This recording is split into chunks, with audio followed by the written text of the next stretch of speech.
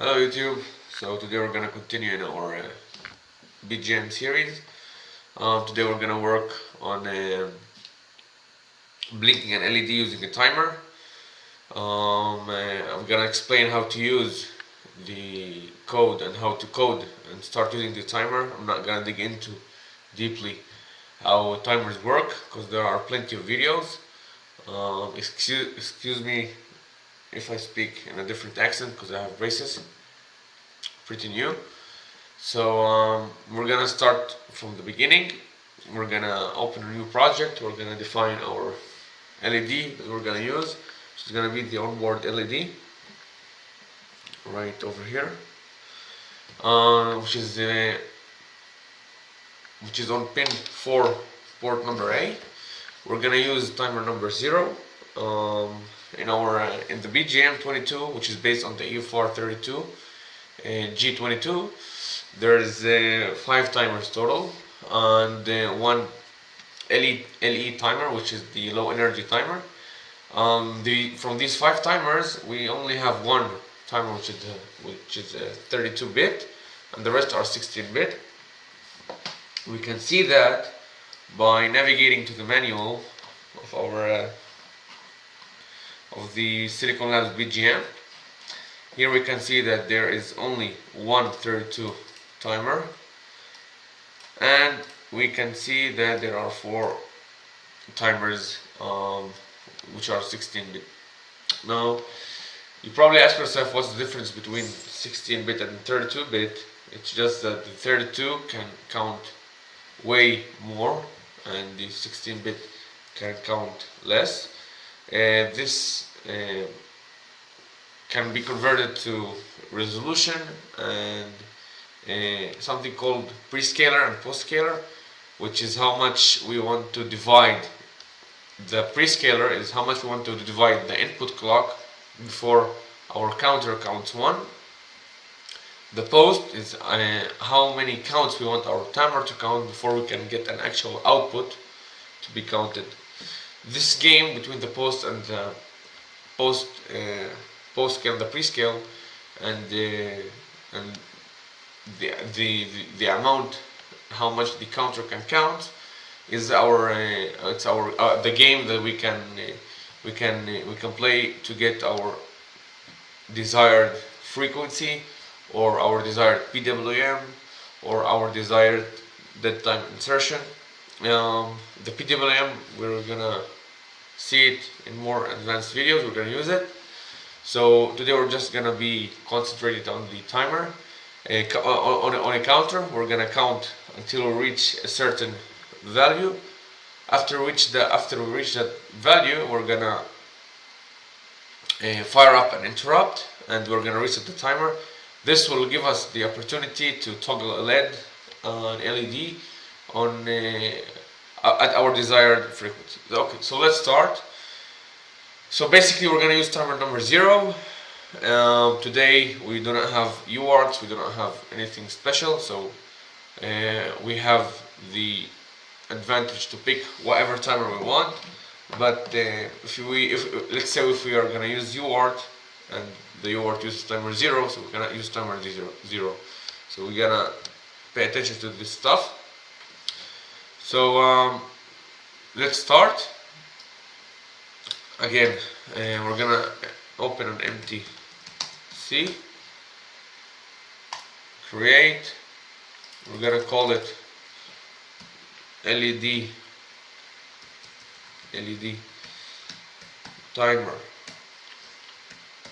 blink.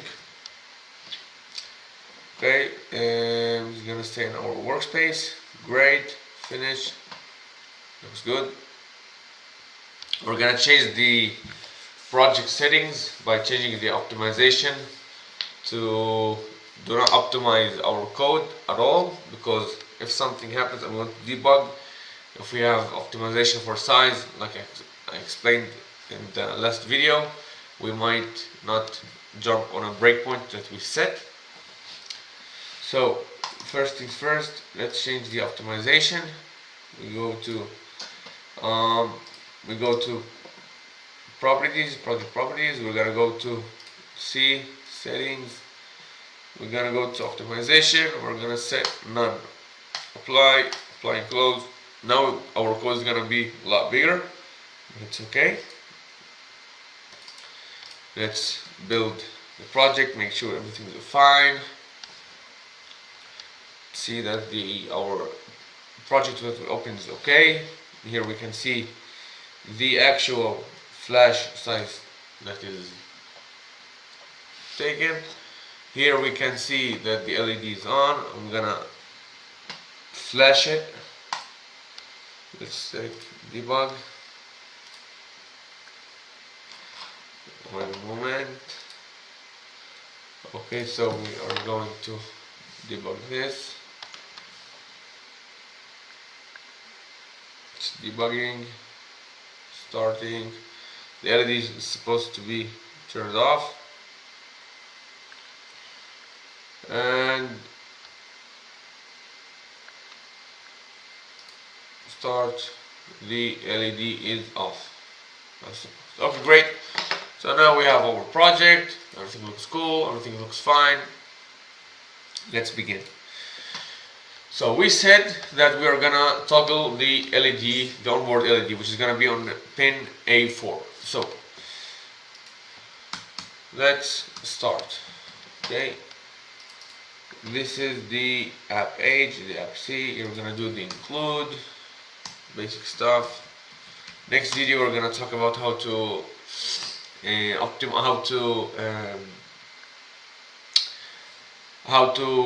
create a project using different and multiple header files and source files, which is gonna help us to optimize how we write our code. So let's say that we have like 5 different C files, and we don't want them to be over here, the 5. So we want them to be in a better place, in a more organized place. Sorry guys. So what we do is just we create another file, we give it a name, and we optimize the locations of the files inside. But for now we're just gonna stay in our default settings over here, default location. We're not gonna change it for now. So app.h, we have to include. Good. Go to the app H.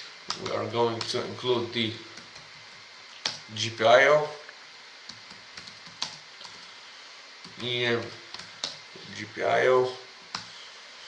We're also going to include the EM CMU, which will have the clocks and enabled, and we'll get into the rest later. Okay, so we have the GPIO. First things first, we are going to GPIO set the pin mode set. We're going to set the mode. So we are talking about the GPIO port number A. So port, I'm not sure how we use this word, so we're going to go to the define. We're going to take port number A, pin number 4, and the mode. Let's see what modes we have. We want it to be an output, a push-pull drive. So we're going to search for the GPIO mode, push-pull alternate. No, there it goes, GPIO push-pull mode, which is an output. And we're going to start by having it 0, which is off. Okay, so we learned a better way to use these things is to include them as a define. So let's do that right now. So we're gonna have here define LED port, which is going to be port number A, and then define LED pen, which is going to be number 4. Great. Let's build, check everything is okay, compiles, looks good. Okay, great. We're gonna now debug the code. Let's make sure everything is fine. Let's make sure that the LED turns. Oh, it turns off. Wait, we're gonna turn it on. Let's see it's connected. So we're gonna debug it once again. No errors. It's great. I'm happy. And one moment. Right. Great. And we are going to start. There it is. The LED turns on. So far, so good. Okay. So now let's talk about the timer. Okay. Let's talk about the timer. We're gonna use timer number 0. Okay. We are already describing it. So, this is how the timers work in our EFM32 microcontrollers. What we have here is this block which explains how it works. Here we can see that there's the clock given to that block, which tells us that we need to enable clock for that precise timer we're gonna use. We're gonna use the timer as a counter, so we're not gonna use the capture and compare option, which is we're not gonna use this wire. We're just need to enable clock and the output of the timer. We're not gonna reroute it to a GPIO. We could have rerouted the GPIO output, the timer output, to a certain GPIO. That way, we do not need to have an interrupt. The output goes directly to the LED. But we're gonna use an interrupt. Let's say we want to activate multiple stuffs in that time period that we want to blink the LED. So we're gonna have an interrupt, and we're gonna have a flag indicating that the timer had overflowed. So the term of overflow or underflow is as it means. Overflow is when, look, the timer will count until it reaches a compare value that we're gonna set. We're gonna tell the timer to start counting from 0. When you reach that defined time, we want you to do something. How we are gonna tell it to when it reaches? It means that when it overflows, when the actual count value is bigger than the count we have set to that precise timer. This is the overflow, and the underflow is when the actual count is less than the compare value set to that timer, which is gonna be called the top value. Okay, great. So we're gonna need to enable clock. We're gonna take the output, and we're gonna enable an interrupt from it. So if we go to Silicon Labs website and we search timers, they are very kind and they have explained the structs and the actual way how to perform and use a timer. So here are the 3 different structs that we can use in order to activate one of the functions of the timers. Here we have timer initialization. Here we have timer compare capture compare initialization struct. We have the timer insertion. So we want the basic timer just to start counting and interrupt at a certain step. So we open that timer struct. Here we have all the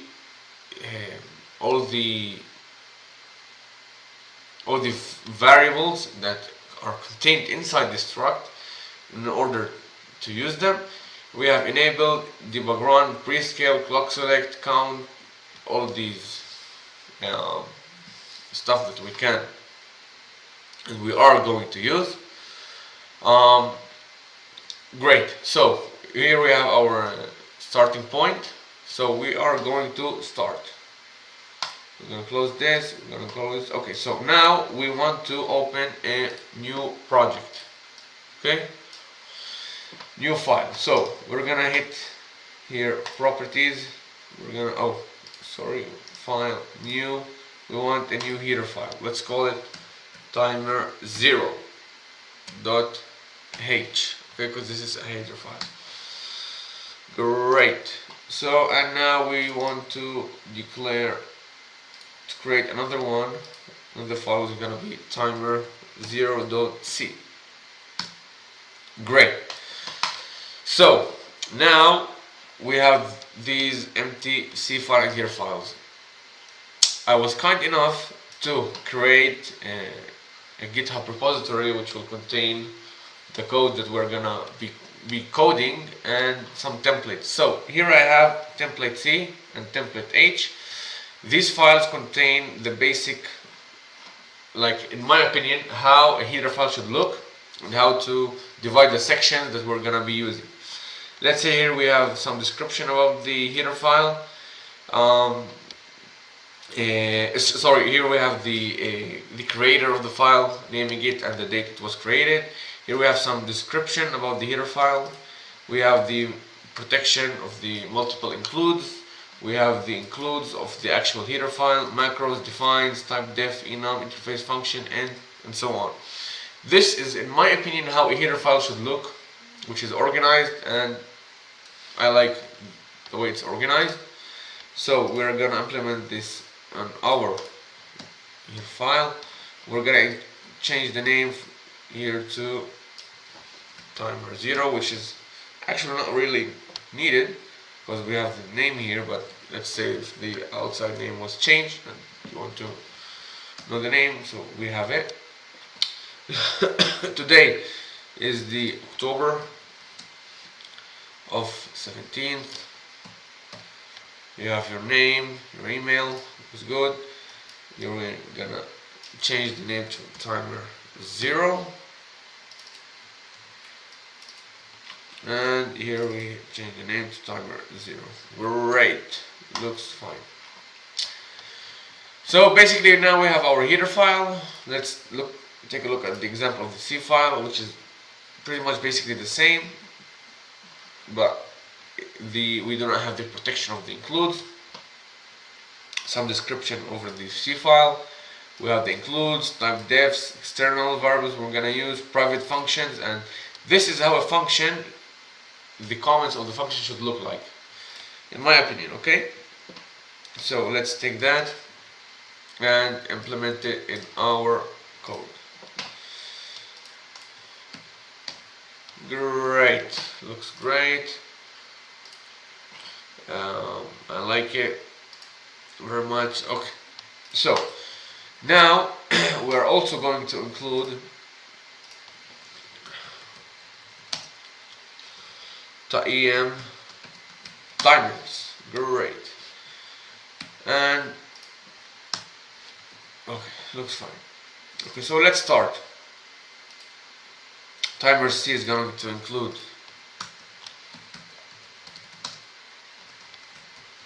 timer0.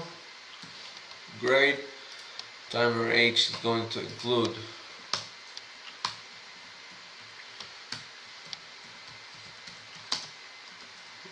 H, because we want to use some functions from there,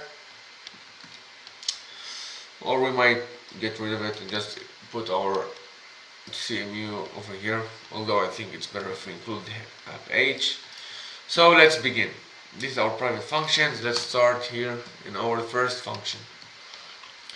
Function will return nothing. Void, let's call it timer0.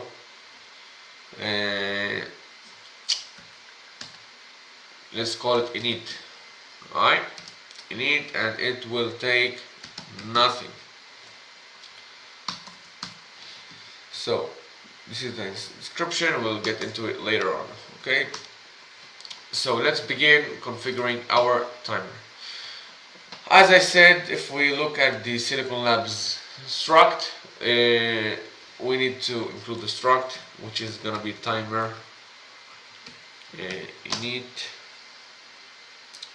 struct timer init type def. There it is.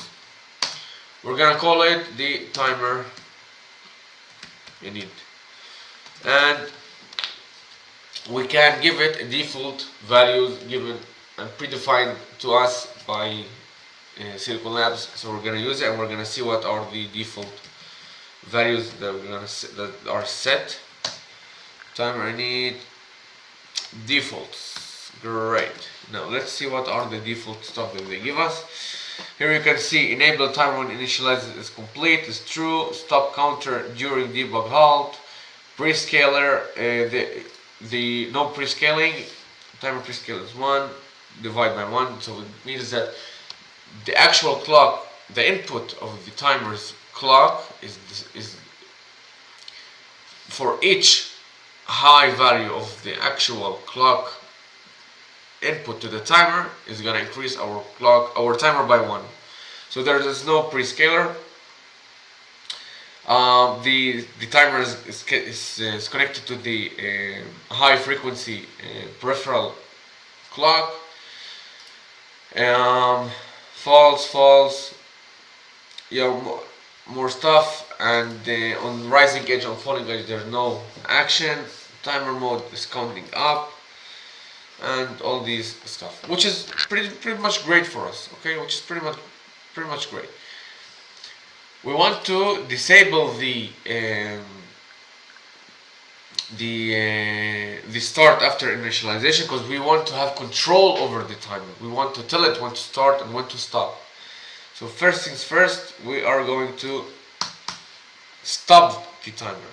So timer init, which is going to be dot what it was, think I cannot remember the name, so all we have to do is go here, and it is the enable. So we're gonna have enable, then it is a boolean, is it correct? Yeah, so it's gonna be false.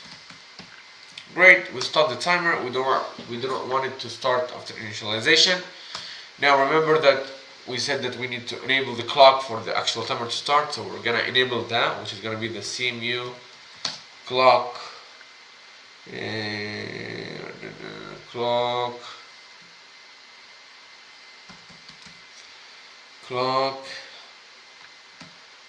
enable. Now which clock is it gonna be? It's gonna be, first of all, true, and it's gonna be timer 0. Is it correct? Let's see. Let's search the name of.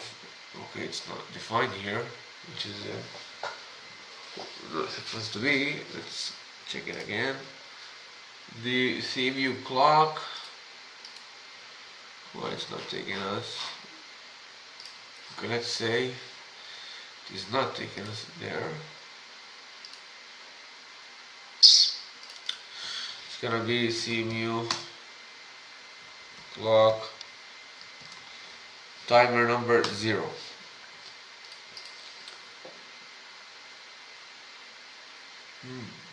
Okay, this is what's going to be. So we enable the clock. Here we're gonna be stop timer. No, it's gonna be disable timer after init. Here we're gonna have enable clock. So far so good. So we have enabled the clock, we have disabled the start after initialization. Now we need the struct. So all we have done now is just define the struct, which has the default values we want to enable. Now we need to init the actual timer. So we do that by timer init, which takes a type def. The type def that we are gonna give it is going to be this is the init value, and now we're gonna give it the timer pointer, timer 0 pointer. Now this is a define for the timer 0 base, which is a type def pointer, and the timer init gets a type def pointer and the actual struct we are going to use. Great. Now we need to set up the timer stop value. So In order to do that, we need to get the timer's frequency. Now, when I say the timer frequency, it's actually how long is the one count of the timer. So let's say that we want the counter to have a delay, let's say a delay of 1 second. And let's say that each count of the timer is 1 millisecond. So how much should we count to reach 1 second? 1,000. Because 1,000 millisecond is 1 second. So in order to do that, we use frequencies. We're gonna read the frequency of the timer. A frequency is 1 divided by the time. So the equation is gonna be an inverse of the actual what we just said. So we want the timer's frequency divided by the actual frequency that we are going to use. Now make sure we need to pay attention that our actual value does not overflow the 32-bit. Now I can tell you from now that it's not gonna overflow because we are talking about very small. We're not going very big, but we need to check it once we start. We are gonna check it when we will debug. So let's say for now that we are out of, so that let's say that we're clear for now. Okay, so let's read the timer's frequency. We're gonna use a variable which is uint32 timer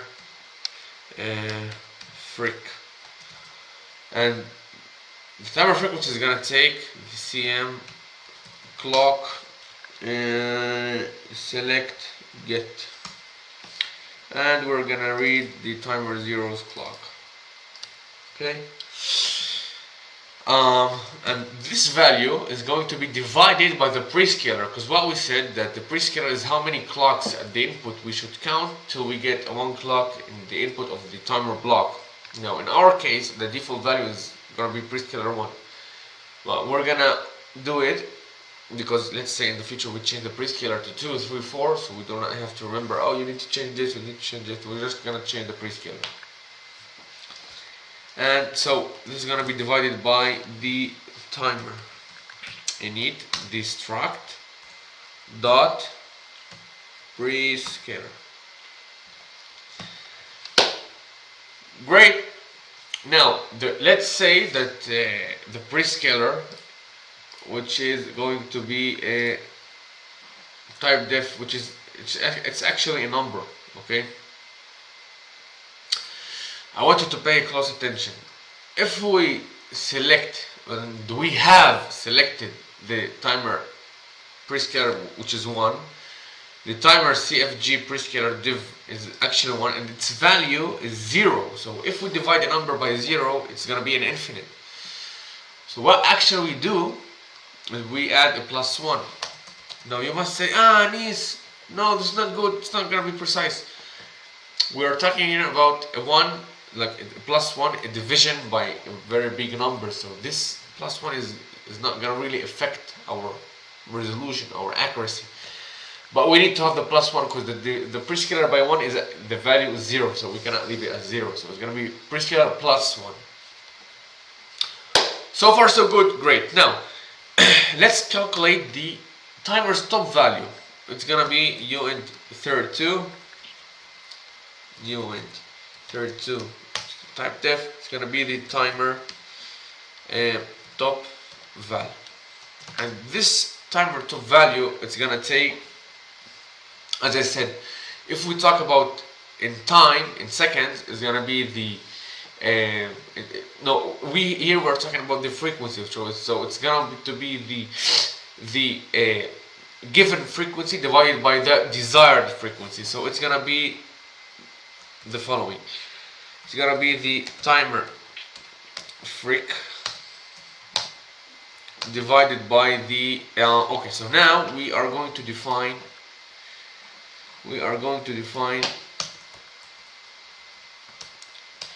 our frequency. So define timer 0 frequency.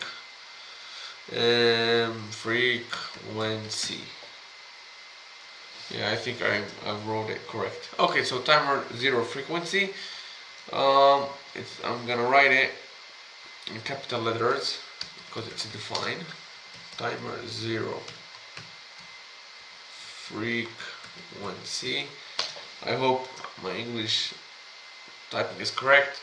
So our frequency is going to be, we said 1 second, which is 1 hertz. Let's stay at 1 second, okay? 1 second, which is 1 hertz. And here is going to be hertz, because we want to remember that we're talking about hertz. Okay, and if we want it to be half a second, which is 1 divided by 2, half, in frequency it's the opposite, which is 2. So let's say about 2 hertz. Great, I like that.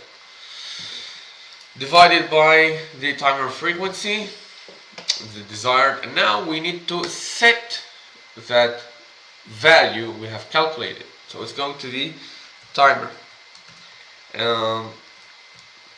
top set is gonna ask us what timer do we want to use, and it's going to be timer number 0, okay, because we are working with timer number 0. It's gonna be timer 0, sorry, timer 0, and the value is going to be the timer top. Okay, so what we have done by now, okay, what we have done is the following. We have set the timer's top value by calculating the actual timer's frequency divided by the desired frequency. Now you can ask yourself, okay, Anis, but we are counting. Count does not have units, but we have frequency, which has a unit. But when we divide a frequency by divided by frequency, so actually we get something without a value actually. So we're okay. After we have set the top value, now we need to set the timer, the interrupt. So here we have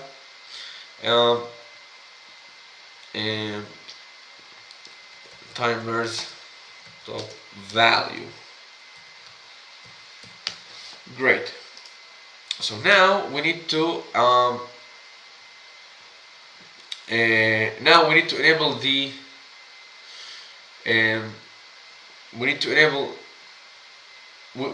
the interrupt. Okay, so interrupt enable. We do that by timer interrupt enable.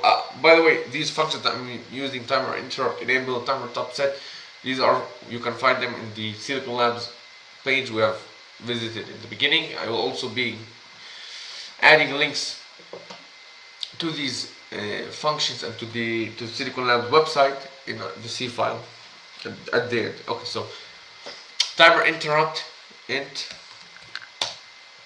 enable. There it is. So it's gonna ask us, which timer do you want? Okay, what timer do you want to enable? So we're gonna tell it we want to enable timer number 0.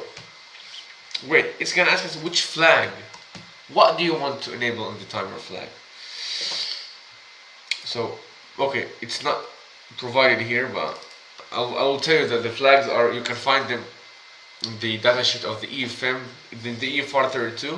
I will also include the PDF. The link to the PDF. So it's gonna be timer interrupt, and we want to interrupt on the overflow when the counter actually reaches above the desired above the top value. So it's gonna be overflow. Okay, great. Let's see what we have more.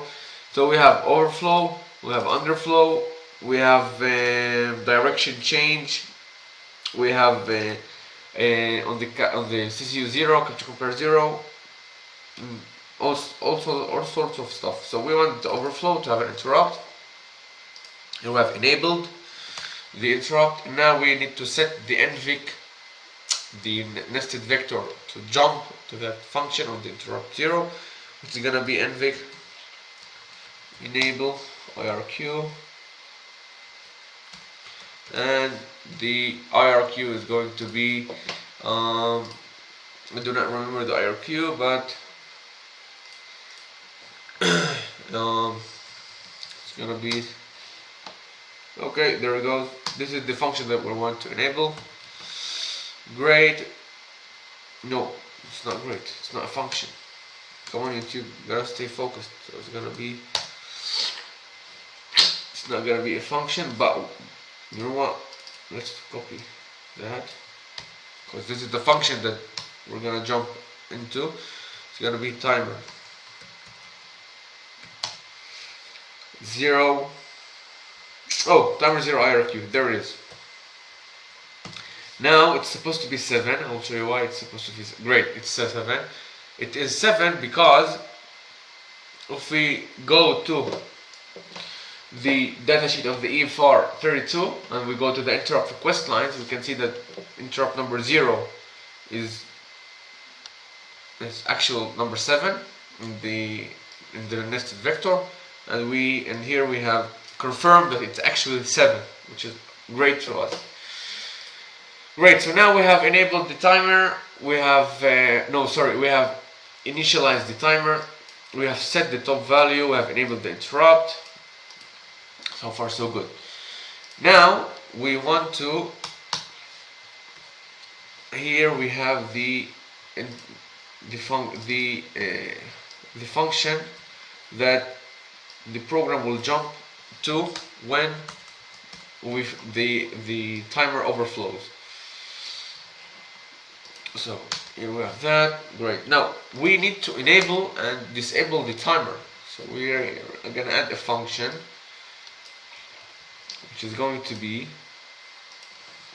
void timer 0 enable.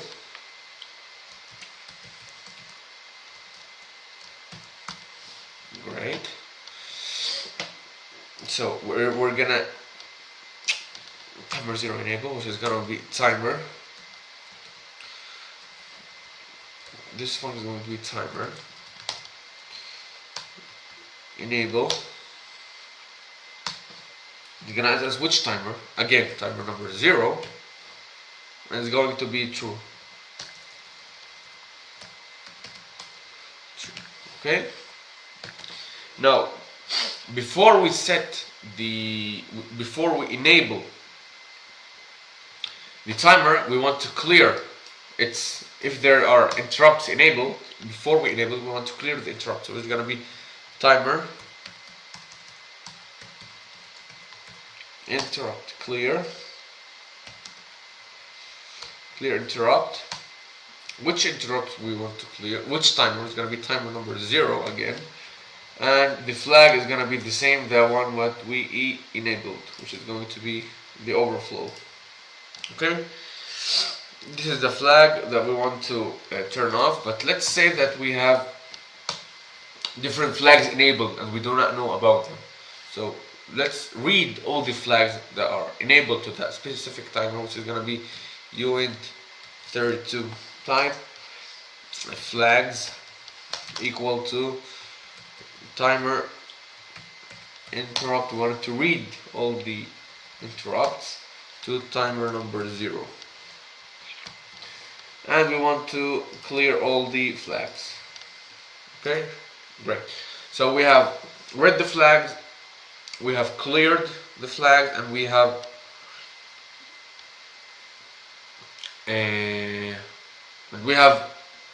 enabled the timer. Okay, so far so good. Great. Now our timer is auto started, so the counter restarts all the time by itself, so we do not need to cover that up. Great, so far so good. Now we want to disable the timer. We do the same thing. We make sure that we clear all the flags, everything, and we set here false. Great. Looks great. I'm happy. Everybody's happy. Now we need to add all the functions to the header file. So here we have this one. Now we have the interrupt 0 enabled. Now we have the disable.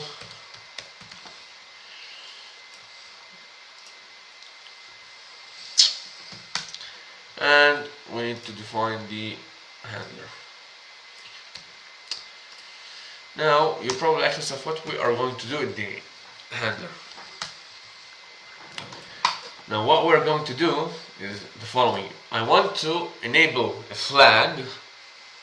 Okay, when we have an interrupt, I want to raise a flag indicating that the timer has expired or has overflowed. Okay, so we're gonna here define the data types. A boolean timer 0 over f overflow equal to false. This is the init state. Okay, let's see. No errors. Great. So in the here we want to timer overflow equals to true, indicating that it had fired. We want to clear the flag that issued the execution of the IRQ. Sorry.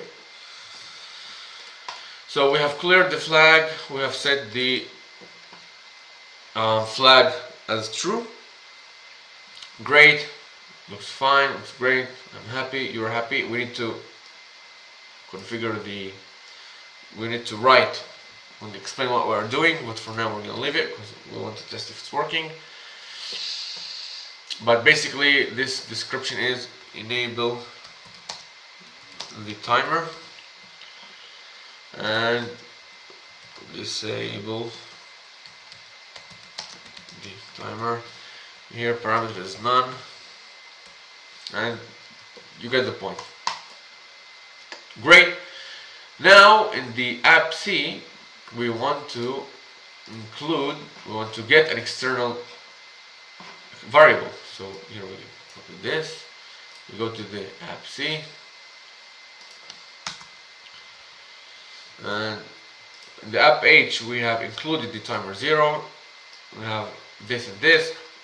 So far so good. Now we do extern bool.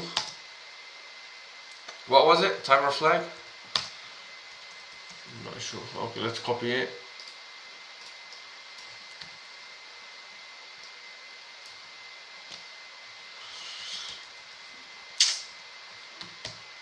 There it goes.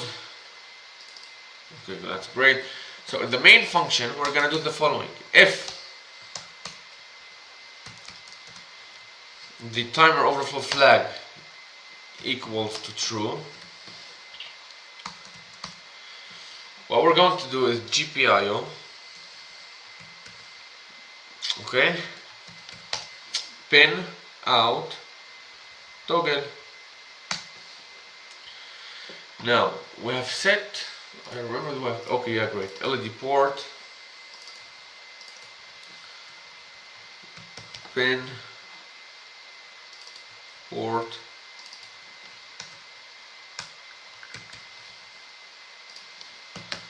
We have toggled the pin. So far so good. I'm happy. You're happy. So every time the and we need to reset. We need to reset the timer equals to false. Great. So every time the process detects that the flag has been raised, we toggle the LED and we reset the flag, waiting to the next event, and the timer always running in the background. Save and build. Make sure everything is okay. Don't have no errors. Let's debug and cross fingers that it's working straight ahead. Come on, please. Let's wait. Okay, I'm gonna start 1, 2, 3. Is it blinking? No, it's not. Why it's not blinking? Let's see. Oh, I think we did not start the timer. Come on guys, you gotta stay with me. We need to enable the timer.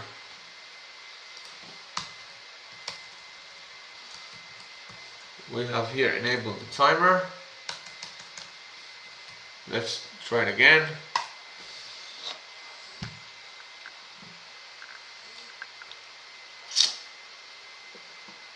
Fingers crossed. Fingers crossed. No, wait. Wait. Oh, 1, 2. Is it running? Is it blinking? No, it's not blinking. Why it is not blinking? Let's see. It's okay. Let's see. Now we want to debug what is happening. So let's put some breakpoints. We close all this and system init. Let's see if we come to here. Let's see if we okay. If we come to here, let's see if we and top timer enable, timer 0. Let's see if we reach here and let's start. Okay, so we have entered the timer init.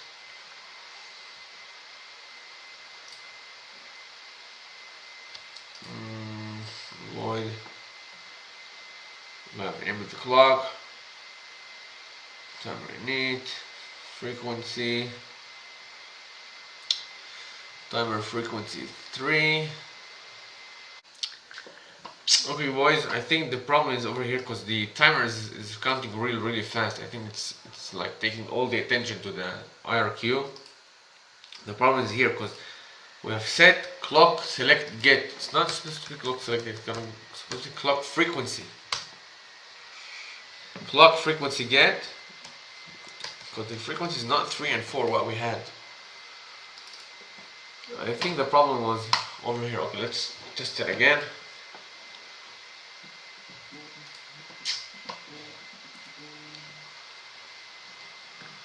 Yeah, let's check.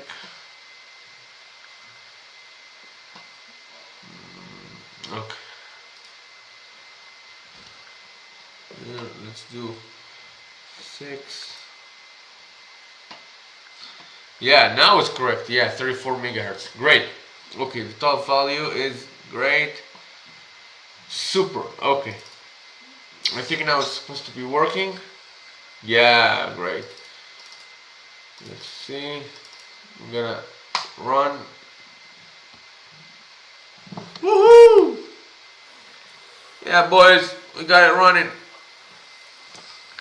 Ching! Yeah, I'm super happy. Let's change the frequency now to, let's say, quarter of a second.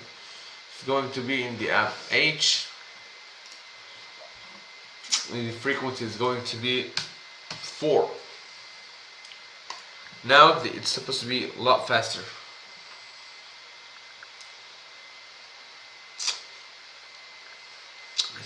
Wait for it a second. Yeah, the second just passed and woohoo! Looks great. Now the correct way to test the accuracy is to get a scope and just plug on the LED and see the waves. I'm not gonna do that today. In the next video when we use the AADC or the PWM, I'm not sure how we're gonna continue. But please type in the comments what you want and we'll get into it next time. So here we have it running. So we have learned today how to use the timer, how to start and stop, enable the interrupt. Coding.